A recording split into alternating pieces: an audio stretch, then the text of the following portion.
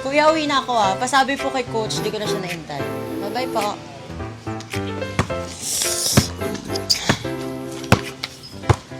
Aray!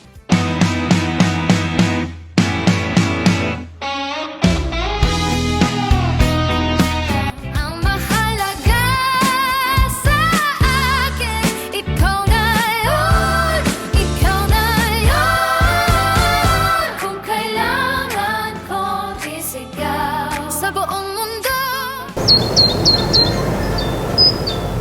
Hi, I'm Ali Cruz, ang PT pasaway daughter ni Dad.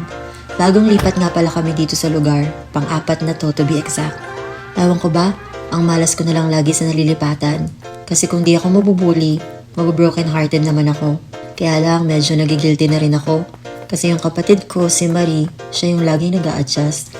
Kuya, uwi na ako Pasabi po kay coach, di ko na siya naintay. Bye-bye po.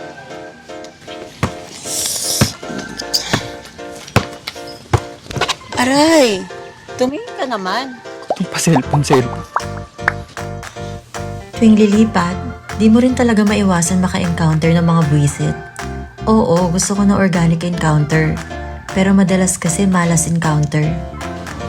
Kaya may mainit na tubig ba kayo? Tubig ka lang ako. Malamang may hot water dito. Coffee shop to eh. And when I say malas encounter, ito na yon. Ito na siya. Dito ka pa manghihingi ng hot water mo manong mag-order ka na lang. Buraot yarn. Yun nga lang, sa tuwing lilipat, ang hirap na makahanap ng bagong kaibigan. Kaya ako eto, tamang catch up na lang sa best friend, na kahit malayo, still one call away ko lang. Ayun. Unang lipat, bad trip agad. My gosh. So, yun nga. Parang I miss Greenland, sis. Parang, ewan ko. Kasi nag-jogging ako. Tapos, malas agad. Tamaan pa ako ng bola. Ang swerte ko naman. Ang ganda ng bago naming kapitbahay. Kaso, mukhang masungit eh. Parang, ewan ko, sinusundan yata ako ng kamalasan. Anyways, kailan tayo magkikita?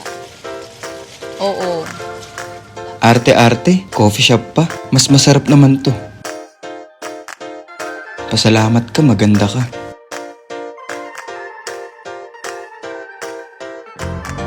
Dami ako ikukwento, girl.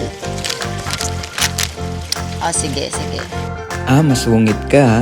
Eto, gagamitan kita ng pinagbabawal na teknik.